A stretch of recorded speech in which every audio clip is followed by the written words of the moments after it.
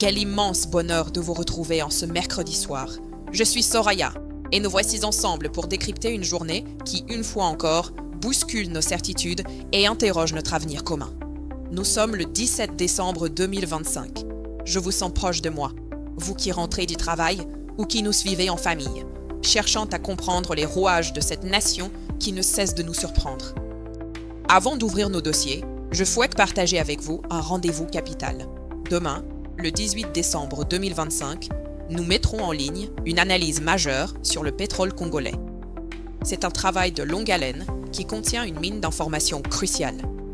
Pendant que nos regards et nos forces se concentrent sur les tragédies de l'Est, une autre guerre, silencieuse, se joue à l'Ouest, sur les rives de l'Atlantique. Cette bataille-là, est-elle déjà perdue? La RDC a-t-elle déjà capitulé sans le dire? Ne manquez pas ce rendez-vous intitulé « La dette du sang », ce que la RDC sacrifie dans l'Atlantique.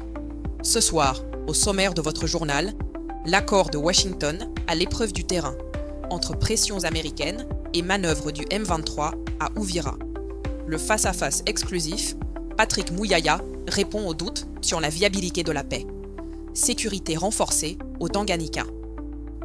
Le gouverneur Kitungwa isole la province pour parer à l'incursion.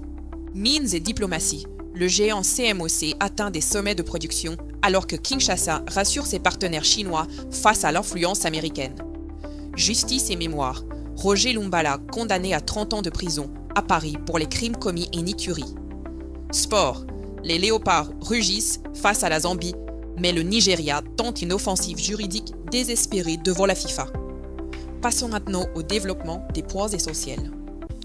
La situation à Uvira cristallise aujourd'hui toutes les frustrations d'une diplomatie qui semble peiner à s'imposer sur les dalles. Hier, le 16 décembre, la ministre des Affaires étrangères, Thérèse Wagner, a rencontré le sous-secrétaire d'État américain, Christopher Landau, à Washington. Le message américain se veut ferme.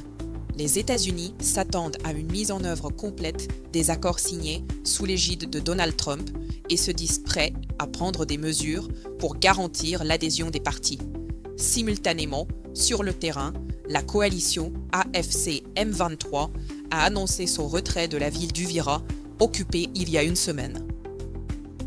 Cependant, cette annonce est assortie de conditions qu'il faut grincer des dents à Kinshasa. Déploiement d'une force neutre, démilitarisation de la cité et garantie de sécurité. Pour le gouvernement congolais, ce retrait n'est qu'une diversion orchestrée pour apaiser la colère de Washington qui pointe désormais directement la responsabilité du Rwanda dans la planification de cette guerre. Le représentant américain au Conseil de sécurité de l'ONU a d'ailleurs confirmé la présence de 5 000 à 7 000 soldats rwandais dans l'est de la RDC. Où se cache la sincérité quand les annonces de retrait coïncident exactement avec les menaces de sanctions internationales? Combien de temps la souveraineté de la RDC restera-t-elle suspendue à des conditions posées par ceux-là même qui violent ses frontières?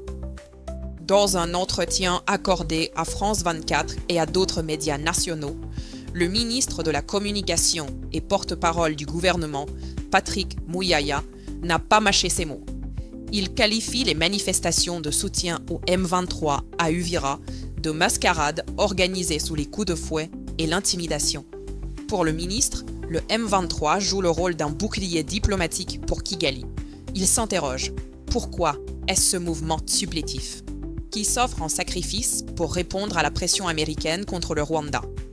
Muyaya insiste sur le fait que la RDC exige un retrait sans condition de toutes les zones occupées, conformément aux accords de Luanda et de Washington. Il rappelle que la situation humanitaire est insoutenable avec plus de 200 000 nouveaux réfugiés et des milliers de personnes fuyant vers le Burundi et la Tanzanie. Le gouvernement affirme croire en la médiation américaine tout en soulignant que le président rwandais n'a pas l'habitude de respecter sa parole. Si l'accord de Washington est pleinement viable, comme l'affirme le ministre, pourquoi les offensives se sont-elles généralisées dès le lendemain de sa signature? Comment espérer une issue pacifique quand l'un des signataires est accusé d'utiliser des drones kamikazes contre des cibles civiles au moment même où il prétend négocier? Face à la chute d'Uvira et au risque de contagion, le gouverneur du Tanganyika, Christian Kitungwa Muteba a pris des mesures radicales à l'issue d'un conseil de sécurité extraordinaire tenu le 15 décembre. Le trafic lacustre sur le lac Tanganyika avec le Sud Kivu est officiellement suspendu jusqu'à nouvel ordre. Cette décision vise à prévenir toute infiltration rebelle dans une province stratégique surnommée la capitale mondiale du lithium.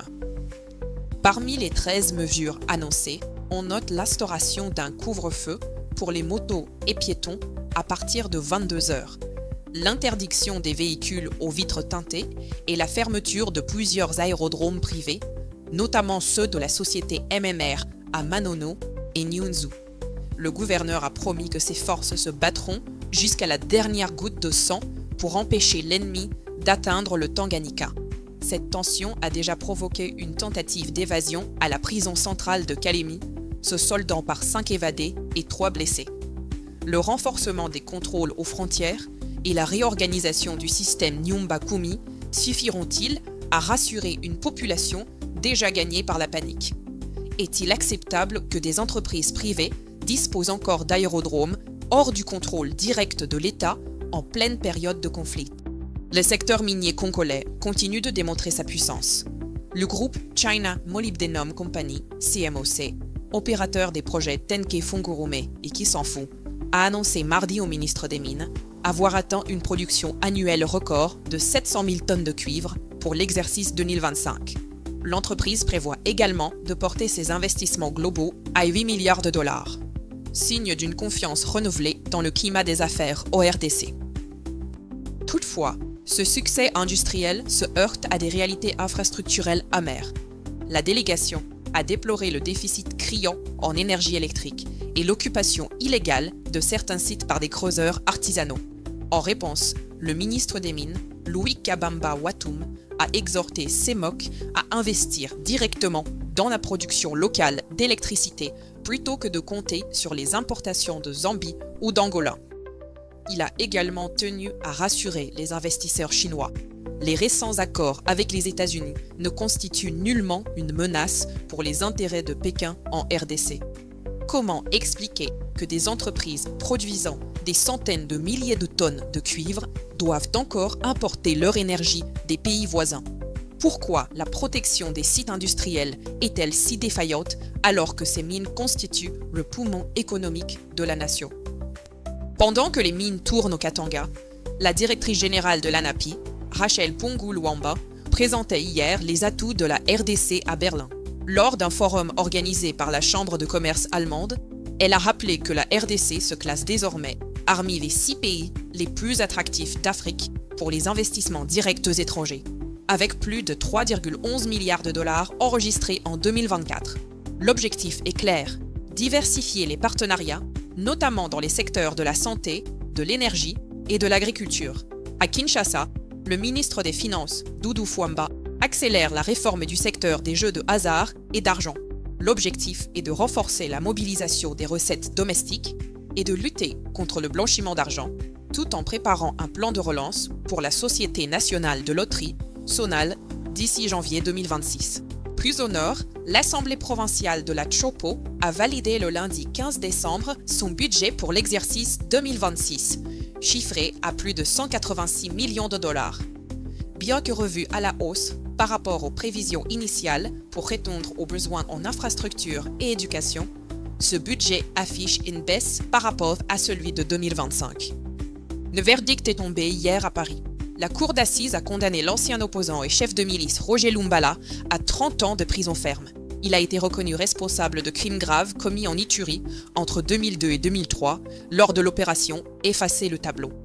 Ses avocats ont annoncé qu'ils interjetteraient appel, dénonçant une procédure sans la présence de leurs clients. En Ituri, les victimes se sentent soulagées mais exigent désormais des réparations concrètes pour les massacres et les viols utilisés comme armes de guerre. Une découverte macabre a secoué la ville de Kasumbalesa ce mercredi. 13 corps sans vie, principalement des motards, ont été retrouvés dans une zone herbeuse. Le maire, André Kabamba, a convoqué une réunion de sécurité d'urgence pour identifier les auteurs de ces assassinats qui plongent la cité frontalière dans l'effroi. Sur le front social, une lueur d'espoir brille dans le Kasaï 2, où les enseignants ont repris le chemin des écoles hier, le 16 décembre, après un mois de grève.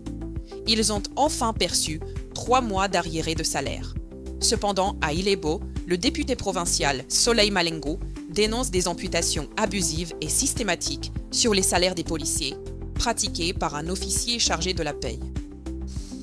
Dans le Queen, le programme sino-congolais redonne le sourire aux habitants avec l'asphaltage de la route nationale numéro 20, dont 50 km sur 70 sont désormais praticables.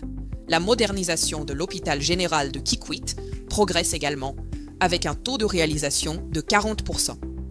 Quelle belle performance pour nos fauves! Ce mardi 16 décembre, au stade Pinata Arena de Murcie, en Espagne, la République démocratique du Congo a pris le dessus sur la Zambie avec une victoire nette de 2-0.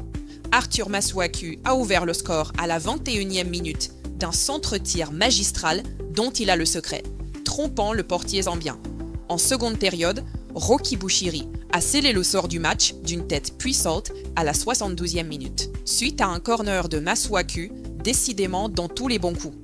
Sous la direction de Sébastien Desabre, les Léopards ont montré une maturité tactique rassurante et une solidité défensive incarnée par un Chancel Memba impérial.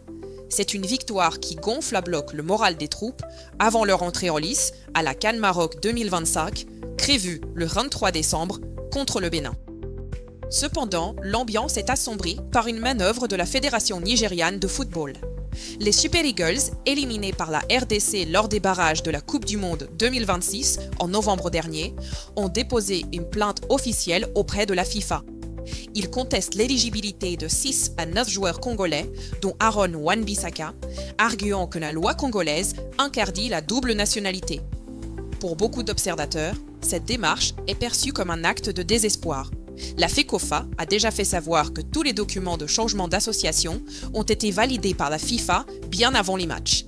Comme le souligne l'ancien international Erita Yunga, la FIFA raisonne en termes de nationalité sportive et non de code civil interne. Enfin, notons un changement dans la liste des 28 sélectionnés pour la CAN.